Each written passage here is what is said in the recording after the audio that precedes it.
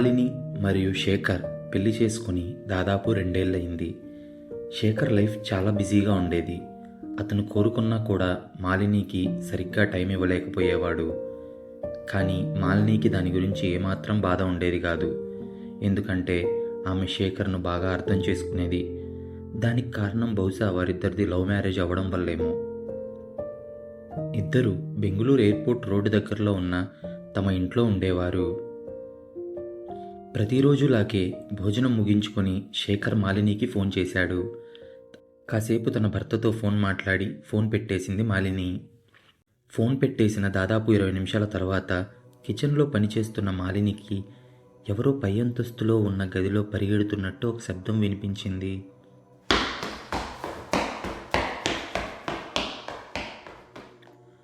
ఆ శబ్దం విని మాలిని ఒక్కసారిగా ఉలిక్కిపడింది.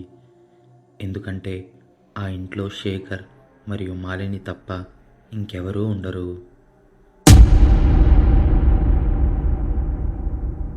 దొంగలెవరైనా వచ్చారేమో అని పరిగెత్తుకుంటూ పై అంతస్తులో ఉన్న గదిలోకి వెళ్ళింది మాలిని.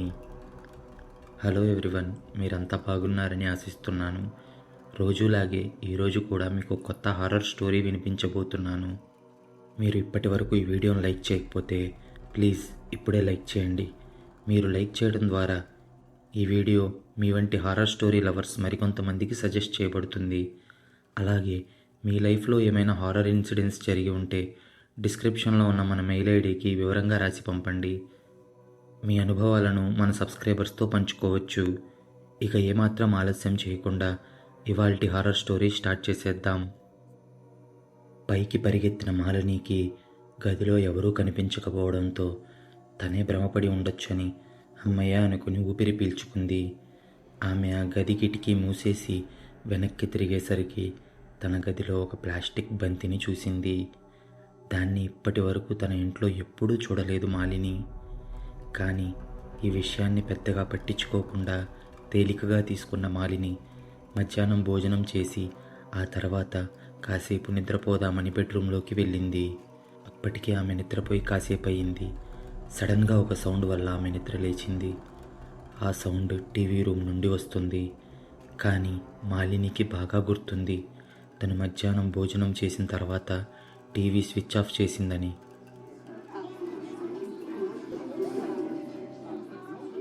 సగం నిద్రలోనే లేచిన ఆమె మెట్ల ద్వారా టీవీ రూమ్ వైపు వెళ్తూ కాసేపటికి టీవీ రూమ్కి చేరుకుని చూసిన మాలినికి టీవీ వాల్యూమ్ పూర్తిగా పెంచబడి కనిపించింది.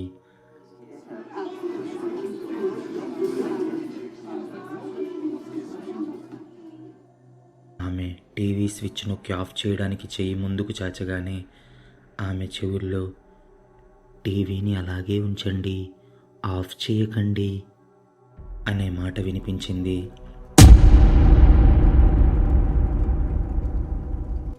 అది విని భయపడిపోయిన మాలిని ఇంటి బయటకు పరిగెత్తి నేరుగా శేఖర్కు ఫోన్ చేసింది.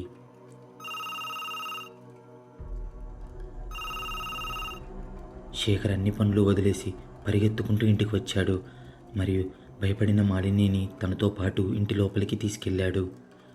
ఇంట్లో అంతా మామూలుగా ఉంది. అప్పుడు శేఖర్, నువ్వు అనవసరంగా భయపడుతున్నావు డార్లింగ్, నువ్వు నాలాంటి దయ్యాన్నే హ్యాండిల్ చేస్తున్నావు, అలాంటిది ఏదో కనిపించిన దాని గురించి భయపడాల్సిన అవసరం ఏముంది అని కాసేపు కబుర్లు చెప్పుకున్న ఇద్దరు రాత్రి డిన్నర్ పూర్తి చేసుకొని నిద్రపోవడానికి వారి బెడ్రూమ్లోకి వెళ్ళిపోయారు. రాత్రి దాదాపు 3 గంటలకు ఏదో సౌండ్ వినిపించడంతో మాలిని ఉలిక్కిపడి నిద్రలేచింది. ఆ సౌండ్ ఎలా ఉందంటే ఎవరో వారి బెడ్రూమ్ తలుపుపై ప్లాస్టిక్ బంతితో కొడుతూ ఆడుకుంటున్నట్లు ఉంది.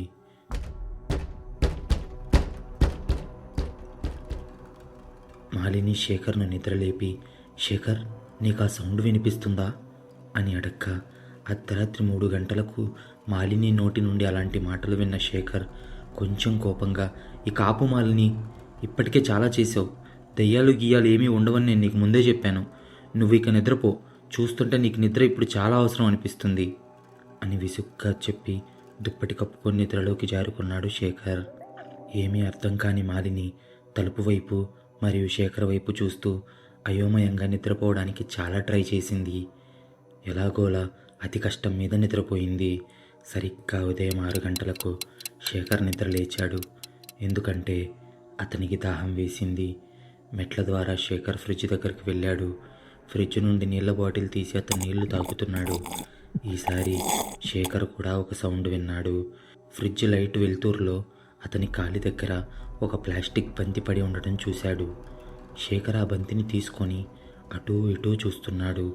అప్పుడే అతని చెవుల్లో, బంతిని విసరండి, నా వైపుకి విసరండి అని ఒక సౌండ్ వినిపించింది. శేఖర్ బంతిని ఎత్తి గాల్లో మరోవైపుకి విసిరాడు. కానీ ఆ బంతి మళ్ళీ తిరిగి అతని దగ్గరికే వచ్చింది. కొద్దిసేపటి తర్వాత మాలిని బెడ్రూమ్ నుండి బయటికి వచ్చి, శేఖర్ ఏం చేస్తున్నావు అని అటక్క కంగారు పడ్డ శేఖర్, ఏం లేదు నువ్వు వెళ్ళి ఫాస్ట్గా రెడీ అవ్వు, మనం డాక్టర్ దగ్గరికి వెళ్ళాలి కదా చెకప్ కోసం అని అనగా మాలిని తయారవ్వడానికి వెళ్ళింది. అప్పుడు శేఖర్ గడియారం వైపు చూడగా టైం ఉదయం 7 గంటలవుతుంది. అంటే గడిచిన గంట నుండి శేఖర్తో ఇదే జరుగుతుంది.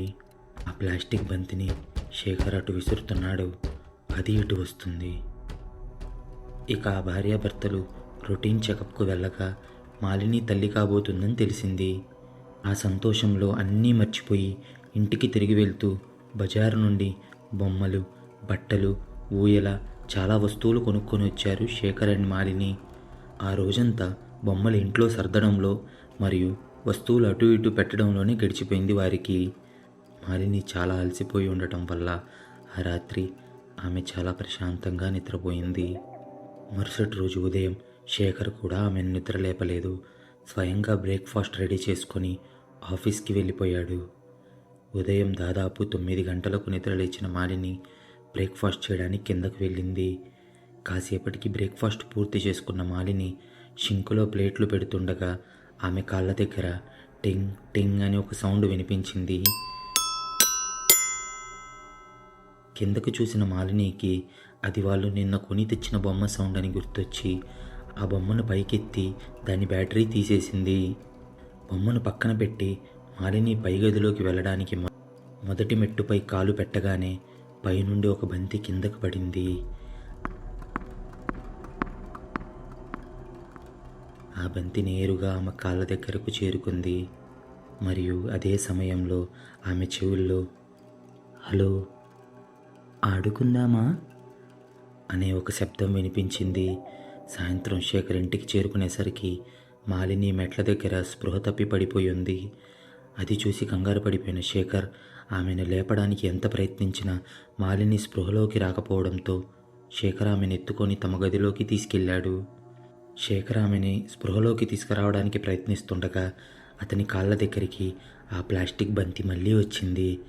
దాన్ని శేఖర్ ఆశ్చర్యంగా చూస్తూ ఉండగా అంతలోనే అతని చెవిలో, రా ఆడుకుందాం అనే సౌండ్ వినిపించింది. అది విన్న శేఖర్కి పట్టరాని కోపం వచ్చింది. తన కోపాన్ని కంట్రోల్ చేసుకోలేకపోతున్నాడు. వెంటనే అతను ఆ బంతిని ఎత్తి నేరుగా కిటికీలోండి బయటకు విసిరాడు. బంతిని బయటకు విసరగానే మాలినికి నెమ్మదిగా స్పృహ రావడం స్టార్ట్ అయింది. స్పృహలోకి వచ్చిన మాలిని కోసం మంచినీళ్లు తీసుకురావడానికి శేఖర్ కిందకి వెళ్ళాడు. వాటర్ బాటిల్ తీసుకుని శేఖర్ పైకి వెళ్తూ ఒక్కసారిగా వెనక్కి తిరిగి గట్టిగా, నేను ఆడలేను, నీతో నేను ఆడలేను, నేను నీతో చిన్నప్పటి నుండి ఇదే చెబుతూ చాలా అలసిపోయాను, ఎందుకు నా వెంట పడతావు, నన్ను వదిలేయ్, ఉదయం సాయంత్రం రాత్రి ఎప్పుడో ఒకప్పుడైనా నన్ను ఒంటరిగా వదిలేయ్ అంటూ పెద్ద పెద్ద కేకలు వేశాడు శేఖర్. ఆ కేకలు విని హడలిపోయిన మాలిని పరిగెత్తుకుంటూ బయటకు వచ్చి, ఎందుకు శేఖర్, ఏమైంది, అంత గట్టిగా అరుస్తున్నావు అని అడుగుతూ మెట్లు దిగుతుండగా ఎలా జరిగిందో తెలీదు. ఆమె కాలు జారి మెట్ల మీద నుంచి కిందకు పడిపోయింది.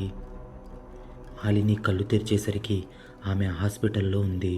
తన ఎదురుగా ఉన్న డాక్టర్ మాలినితో, నీకు అబార్షన్ అయిందమ్మా అని చేదు నిజం చెప్పడంతో మాలిని షాక్ అయింది. కాసేపటి తర్వాత మాలినికి తన అన్ని ప్రశ్నలకు సమాధానాలు దొరికాయి. శేఖర్ ఆ రోజు, నేను ఆడలేను, నేను నీకు చిన్నప్పటి నుండి ఇదే చెబుతూ అలసిపోయాను, ఎందుకు నా వెంట పడతావు, నన్ను వదిలేయ్, ఒంటరిగా వదిలేయ్ అని ఎవరితో అన్నాడో ఆమెకు అర్థమైంది.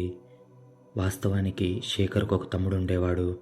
అతను కేవలం 3 సంవత్సరాల వయసులో ఉన్నప్పుడే చనిపోయాడు. ప్లాస్టిక్ బంతితో ఇంటిపైన డాబా మీద ఆడుకుంటూ ఉండగా అతను కాలు జారి నేరుగా కింద పడి చనిపోయాడు. కానీ ఆ తరువాత కూడా శేఖర్కు అతని తమ్ముడు చాలా రోజుల వరకు కనిపించేవాడు. శేఖర్ ఈ విషయాన్ని తన ఇంట్లో వాళ్ళతో, తన ఫ్రెండ్స్తో కూడా చాలాసార్లు చెప్పి చూశాడు. కానీ వాళ్ళు దానిని నమ్మేవాళ్ళు కాదు. ఇంట్లోని వాళ్ళు తమ్ముడి మీద ప్రేమతో శేఖర్ ఏదో భ్రమపడుతున్నాడని అనుకునేవాళ్ళు. ఇక అతని ఫ్రెండ్స్ ఏమో శేఖర్కు పిచ్చి పట్టింది అనేవాళ్ళు. రోజురోజుకి ముదిరిపోతున్న శేఖర్ పరిస్థితిని చూసిన తన తల్లిదండ్రులు అతనిని చాలాసార్లు డాక్టర్లకు కూడా చూపించారు. కానీ శేఖర్ సమస్యకు పరిష్కారం దొరకలేదు.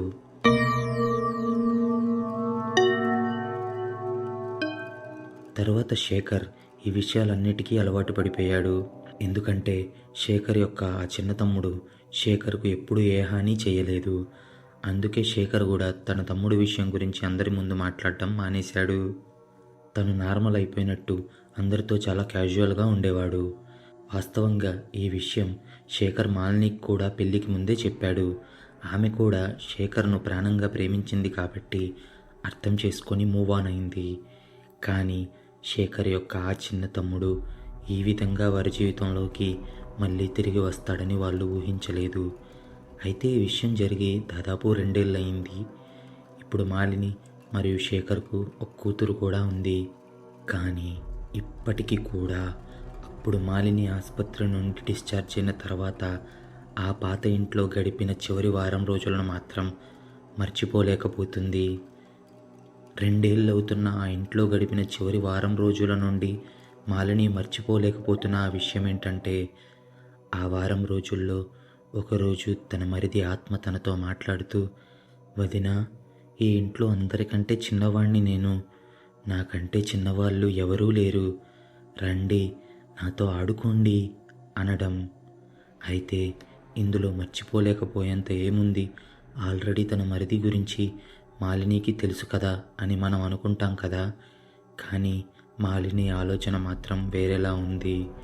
అదేంటంటే, తమకి పుట్టబోయే బిడ్డకి ముందుగానే తను తన భర్త ఇస్తున్న ఇంపార్టెన్స్ మరియు పెంచుకున్న ప్రేమను చూసి ఓర్చుకోలేకపోయిన తన మరిది ఆత్మనే తనని మెట్ల మీద నుంచి తోసేసి తన బిడ్డ ప్రాణం తీసింది అని మాలిని ఇప్పటికీ నమ్ముతుంది.